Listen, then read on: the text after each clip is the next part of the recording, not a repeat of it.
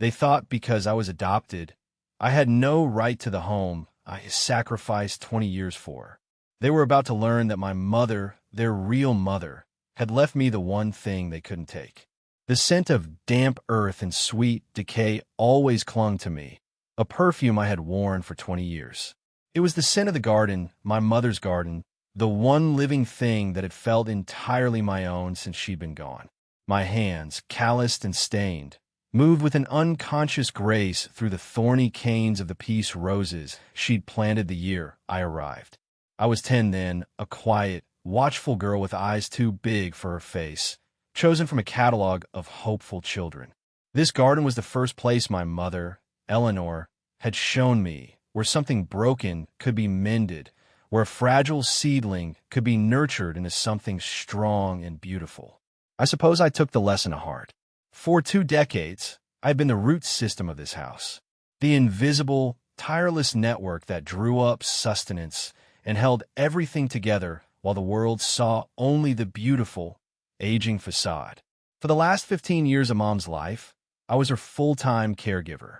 I learned to read the subtle language of her pain, to manage the complex cocktail of her medications, to be her memory when hers began to fray.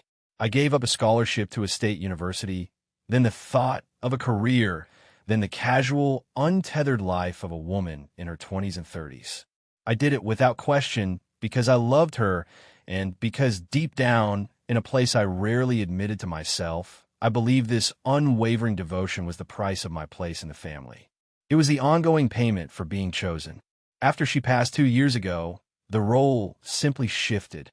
I became the caretaker of her memory, of the house that was her sanctuary, and of my father, a man hollowed out by grief. The silent agreement was that I would stay. Of course I would stay. Where else would I go? This house was the only anchor I had ever known. My mornings were a quiet ritual of care. I'd start the coffee maker so the aroma would greet Dad when he woke. I'd sort the mail, pay the bills from the joint household account Mom had set up, and plan the meals around his delicate, post-grief appetite.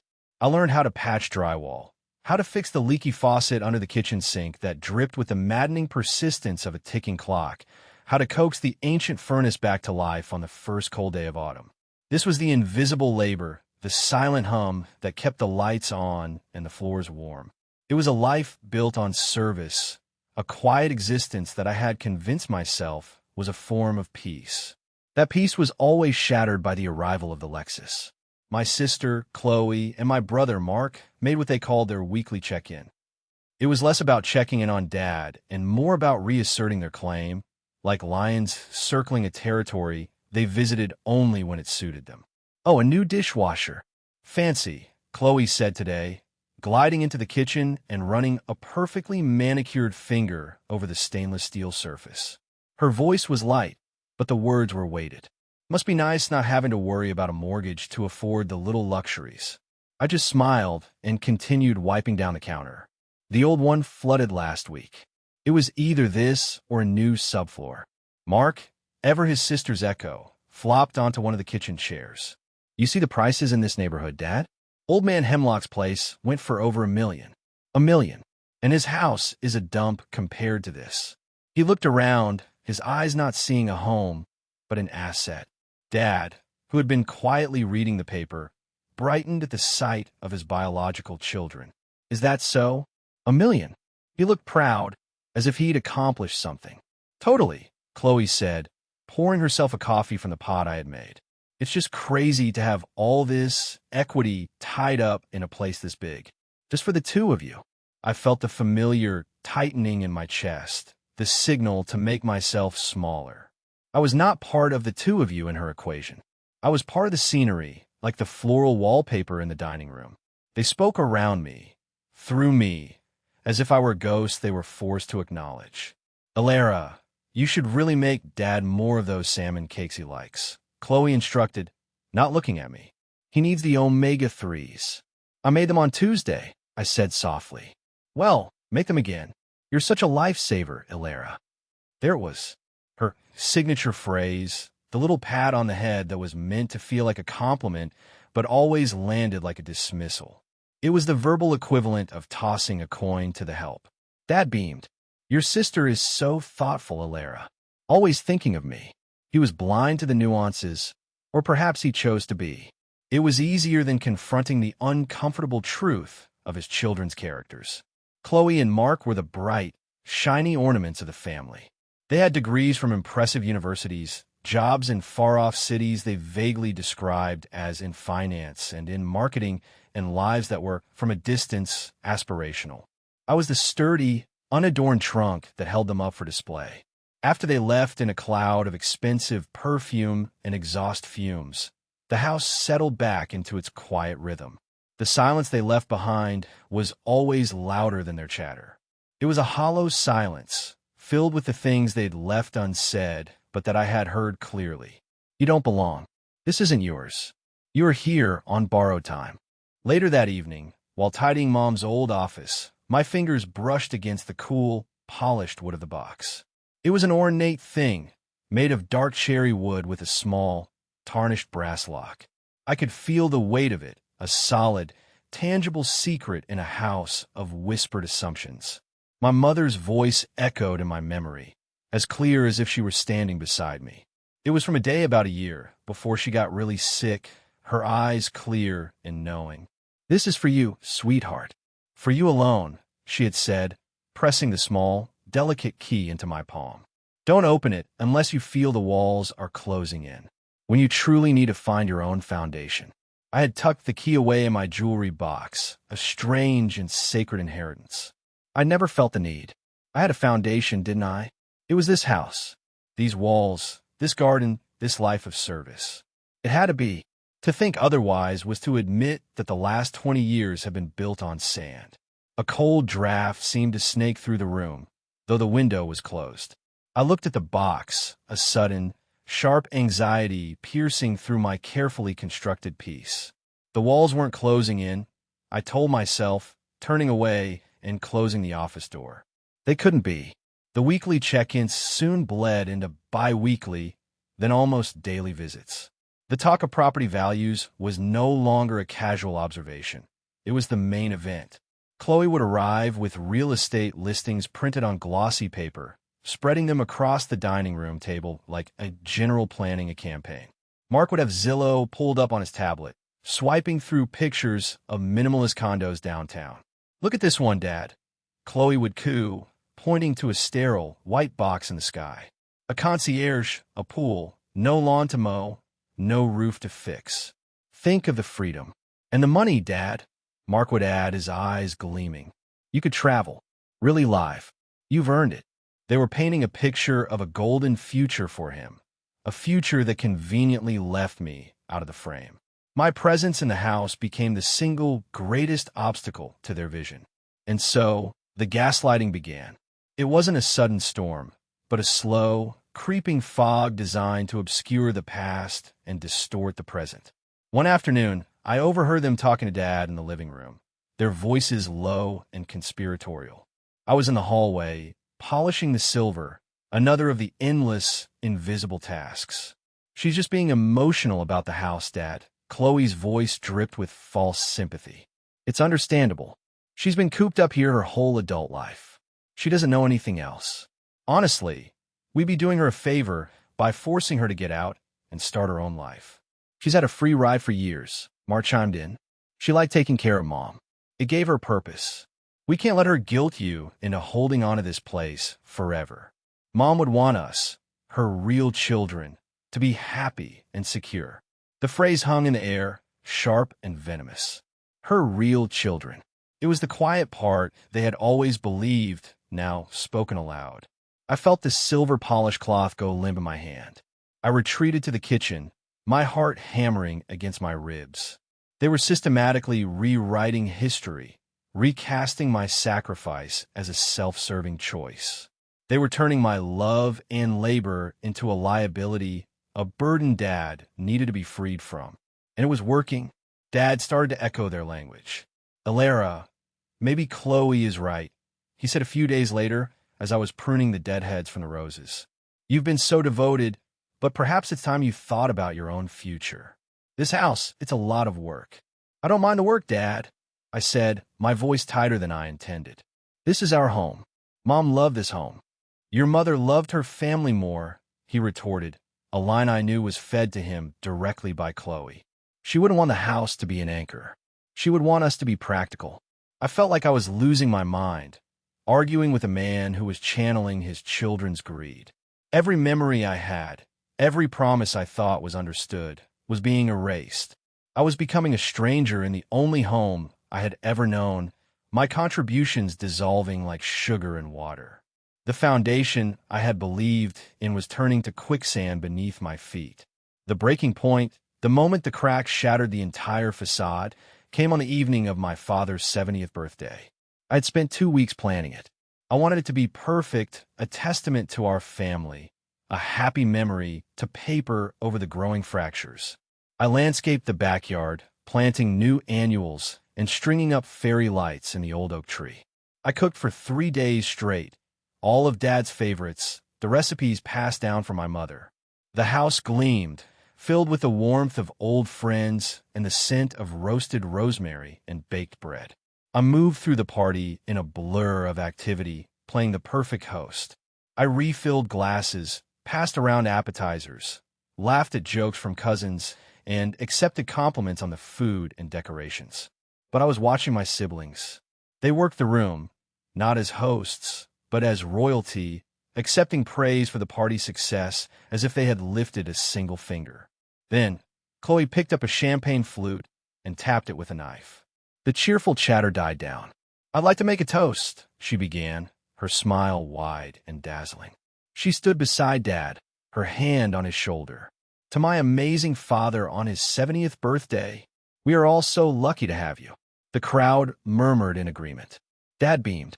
"Dad has spent his whole life working hard for his family," she continued, her voice gaining a theatrical tremor. "And in the spirit of new beginnings for him, we've decided it's time to help him start his next chapter. It's time to sell this old house." A ripple of surprise went through the guests. I froze, a platter of mini quiches growing heavy in my hands. "It'll give Dad a comfortable, worry-free retirement," she bulldozed on. "It'll give Mark the capital for his fresh start, and it'll give me a little help with my dream wedding." She paused, letting that sink in. Her eyes scanned the crowd, then settled on me. Her smile tightened. "And we are all so grateful for Alara," she said, her voice dripping with condescension. "She's been, well, a glorified maid, keeping this place running. It's been a huge help." The air went frigid. The term glorified maid hung in the air, ugly and sharp. I could feel dozens of pairs of eyes on me, a mixture of pity and embarrassment. My great-aunt Susan, a woman who never minced words, called out from her chair. "Well, I should hope Alara gets her share. She's earned it more than anyone." Chloe let out a laugh, a sound that was sharp and brittle and utterly dismissive. "Oh, honey, Alara is a charity case. Dad took her in when she had nothing.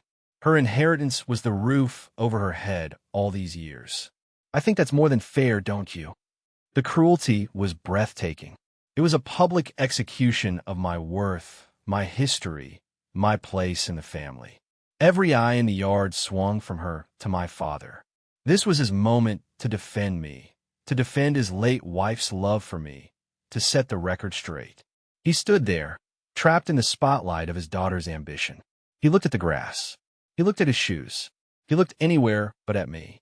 And then he muttered the words that broke me. "Chloe's right. It's for the best." The sound was quiet, almost a whisper, but it detonated in the center of my chest, obliterating everything. The years of sacrifice, the love, the belief that I belonged, all of it turned to ash. The platter slipped from my numb fingers and crashed to the stone patio, the sound of shattering ceramic echoing the sound of my life falling apart. I didn't say a word. I didn't cry. I simply turned, walked through the silent, parted crowd, through the back door of the house that was no longer my home, and out the front door, leaving the wreckage of my life behind me. I don't remember the drive.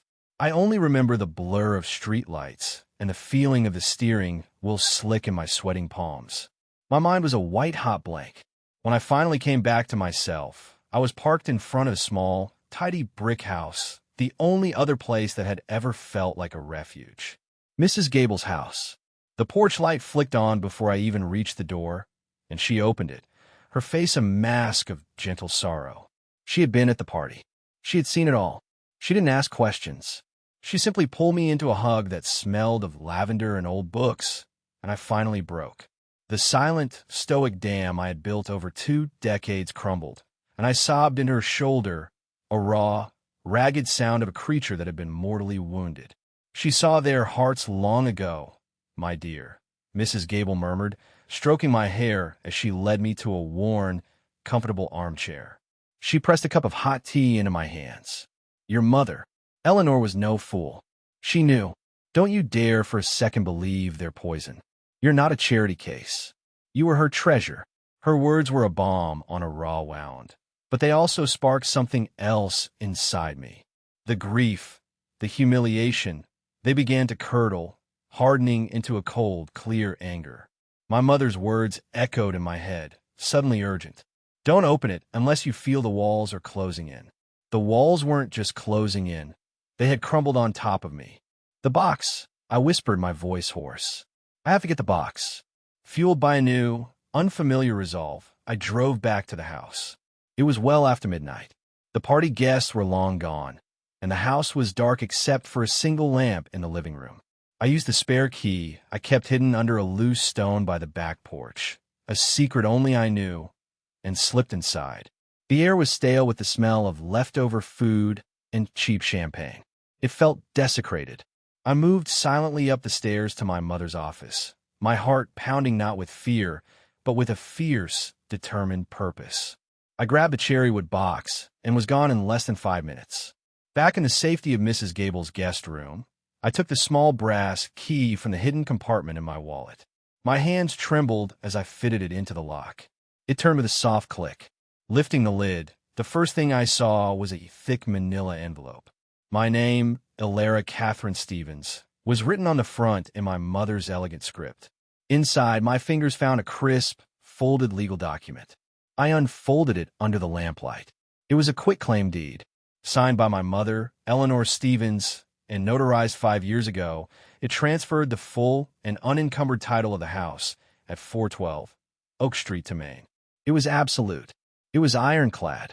I stared at the official stamp, the flowing signature, the stark, legal language that declared me the sole owner. Beneath the deed was a thick, handwritten letter, 10 pages long, sealed with wax. I broke the seal. My dearest Elara, it began. If you are reading this, it means the day I feared has come. It means my love was not enough to protect you from their greed. Please, do not think this is a slight against your father. He is a good man, but a weak one, and he has always been blinded by the children of his blood. I have seen the envy in Chloe's eyes since the day you arrived, and the laziness in Mark's soul.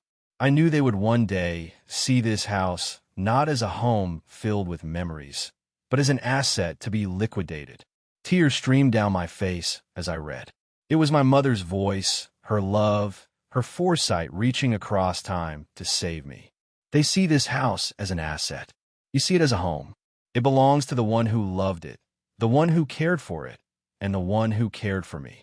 It is yours, Elara, not as a payment, but as a foundation. Your foundation. I made sure it was done legally and quietly. It is your rock, so you may never feel beholden to anyone again. At the bottom of the box was one more thing, a bank book for a savings account. The name on it was Elara's maintenance fund. She had been putting money aside for me for years. There was over $50,000 in it. The next morning, as I was sitting with a lawyer Mrs. Gable had recommended, my phone buzzed. It was a number I didn't recognize. I answered cautiously. Elara? It's Ben, your uncle, my father's younger brother. He and Dad had been estranged for years after a bitter argument. I hadn't seen him in ages, but I knew he'd been at the party. Uncle Ben, I'm so sorry, he said, his voice rough with emotion. I left right after that disgusting display. I should have spoken up sooner, Elara. I've been trying to warn your dad for a year. Chloe and Mark have been in his ear constantly. They're in financial trouble, both of them. Deep trouble. This was the second twist, the piece of the puzzle I was missing. It wasn't just about a dream wedding. It was about desperation. They got him to co-sign a massive loan for Chloe's wedding planner. It's more like a down payment on a house. And another for one of Mark's ridiculous business ideas that went belly up, he continued. They've been systematically draining him. Selling the house is their bailout. I have proof. A moment later, my phone pinged. He had forwarded me an entire chain of text messages and emails between my siblings. The screen glowed with their venomous plotting. Chloe, we just have to make Dad see she's a freeloader. He's sentimental, but he loves money more. We push the freedom angle. Mark, what if she puts up a fight? She thinks Mom wanted her to have the house. Chloe, Mom's not here anymore, and Alara has no legal leg to stand on. She's adopted. In the end, blood wins. We just have to manage her until the sale goes through. My lawyer, a sharp woman named Ms. Davis, looked over the texts. Her expression was grim. This isn't just greed, she said. This is malicious intent. It paints a very clear picture. She looked from the text to the deed in my hand. You are in an unassailable position, Alara. They don't just have no claim. You have grounds to have them removed immediately. For the first time in my life, I felt the solid ground of my own power beneath my feet. I was no longer the quiet, grateful orphan. I was the owner of the estate, and I was about to foreclose on their lies. 2 days later, I walked back into the house. As I expected, a large garish for sale sign was already staked into the front lawn, a wound on the green grass I had so carefully tended. Inside, Chloe was directing a flustered realtor, pointing at furniture. All of this goes. It's so dated. We need to stage it with clean, modern lines. Mark was in the corner, on his phone, likely calculating his share of the profits. My father was sitting in his armchair, looking small and lost. They all looked up as I entered. Alara, Chloe said with an exasperated sigh.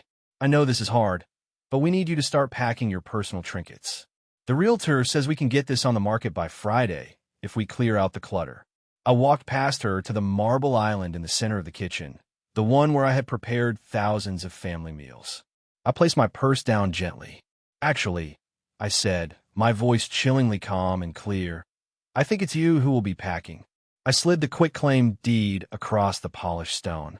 Chloe scoffed, but the realtor, a professional who understood legal documents, picked it up.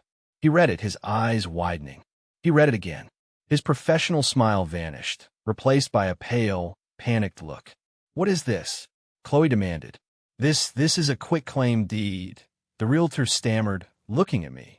It's been filed with the county. It's legally binding. The house belongs to her. The silence was a thunderclap. Chloe's face went from smug to blotchy red in a second. That's a fake. It's a forgery. Dad, tell him. But Dad was just staring at the document, at the familiar, elegant signature of his late wife. The signature he knew better than his own. He was speechless. It's not a forgery, I said, my voice gaining strength. It's Mom's final wish. She knew you. She knew what you would do. Then I took out the printed copies of their text messages. I held one up. And I know what you've been doing, too. I looked at Chloe. Like this text you sent, Mark. We just have to make Dad see she's a freeloader. He's sentimental, but he loves money more. The color drained from my father's face. He looked at Chloe, then at Mark, a dawning, horrified understanding in his eyes. He was finally seeing them for who they were. I felt no triumph, only a profound, aching sadness. You didn't just try to take my home, I said, my voice quiet but carrying the weight of 2 decades. You let them erase my life's work. You let them erase Mom's gratitude. You let them erase me. The confrontation ended not with a bang, but with the ugly, sputtering silence of their utter and complete defeat. In the aftermath of that confrontation, the house felt both enormous and suffocating. The silence left by my siblings' hasty, furious departure was a physical presence. On the advice of Ms. Davis, I had a formal eviction notice served to them at the cheap motel where they were staying. It gave them 30 days to arrange a time with me to remove their personal belongings from the property.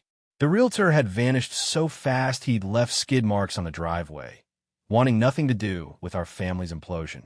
The consequences for Chloe and Mark were swift and brutal. Chloe's fiancé, a man who was clearly more in love with the idea of my family's money than with my sister, learned of the situation. He discovered there was no house, no inheritance, and that Chloe was, in fact, deeply in debt from the lavish wedding deposits she'd made against loans her father could no longer cover. He called off the engagement via text message. I heard from Uncle Ben that she didn't take it well. Mark, stripped of his safety net, had to face the creditors for his failed business. He called me once, his voice a pathetic whine, asking if I could just lend him his share of the house's value. I told him there was no share and that he should never call me again. The relationship between them, once a united front against me, fractured. They turned on each other, blaming one another for the failure of their scheme, their shared greed curdling into mutual resentment. About a week later, my father came to the door. He looked 10 years older, his shoulders slumped, the light gone from his eyes. He stood on the porch, not daring to step inside without an invitation. "Alara," he began, his voice thick with a shame so profound it was difficult to witness. "I was a fool, a blind, weak fool. I miss your mother so much, and I let them tell me what I wanted to hear. That things could be simple. That money could fix the hole she left. I forgot what was real. I forgot what she valued. I forgot you." He was crying, silent tears tracking through the wrinkles on his face. A part of me, the old conditioned part, wanted to rush forward to comfort him, to tell him it was okay. But I couldn't. The wound was too deep. "I love you, Dad," I said, and it was true. "But you broke my trust. You broke something that took me my whole life to build. You can't live here. This isn't your home anymore." "Where will I go?" he whispered, looking utterly lost. "You will go to your son or your daughter." "The ones you chose," I said, my voice gentle but unyielding. I gave him the number for Uncle Ben, "Where you can call your brother. It's time you mended that bridge. But the home that you and I shared, it's gone. You let them burn it down." It was the hardest conversation of my life, but it was also the most liberating. I was finally drawing a boundary, not of anger, but of self-preservation. He could be in my life someday, but the terms would be mine. The dynamic of servitude was over. In the weeks that followed, I walked through the silent rooms of the house, a ghost in my own life. I saw my mother everywhere, in the worn spot on the armchair where she used to read, in the faint scent of her perfume that still clung to the curtains in her bedroom, in the vibrant life of the garden outside. But the beautiful memories were now tainted, overlaid with the ugly residue of the betrayal. The house was no longer sanctuary. It was a monument to a battle I had won, but had never wanted to fight. And so, I made a decision. I called a different realtor, a kind, older woman recommended by Mrs. Gable. I put the house on the market, on my terms. Selling the house was like a careful, painful amputation. It was cutting away a part of myself to save the rest. I packed up 20 years of my life, sorting memories into boxes. I kept my mother's books, her gardening tools, the cherrywood box. The rest was just stuff. The final scene of that life took place 6 months later. I was sitting on the small balcony of my new apartment, a bright, airy space in a part of the city I was just getting to know. It was smaller than the house, but it was all mine. The air smelled of city rain and possibility. Spread across a drafting table in front of me were sketches of flower beds and patio designs. On the corner of the page was the logo for my new, one-woman business, Eleanor's Garden Designs. I was finally using the knowledge and love my mother had given me to build something for myself. The sun was setting, casting a warm, golden light over the cityscape. My phone buzzed with a picture message from Uncle Ben. It was a photo of him and my father standing side by side, holding up a ridiculously large fish. Dad was smiling, a real smile. He was living in a small apartment near his brother, and they were slowly, awkwardly, rebuilding their relationship. We spoke on the phone once a week. It was a start. I thought about the word family. For so long, I had thought it was a title you were given, a structure you were lucky enough to be invited into. I now knew that wasn't true. Real family is a structure you build yourself, with sturdy pillars of love, respect, and trust. When those pillars crumble, you have to have the courage to walk away from the wreckage and build your own shelter. My new family was smaller. It was Mrs. Gable, who I had dinner with every Sunday, and Uncle Ben, who treated me with a kindness I'd starved for. It was enough. They told me blood is thicker than water. But I learned that peace of mind is thicker than blood. It's the foundation that can never be taken away from you. Have you ever had to make a choice like that? Let me know in the comments below.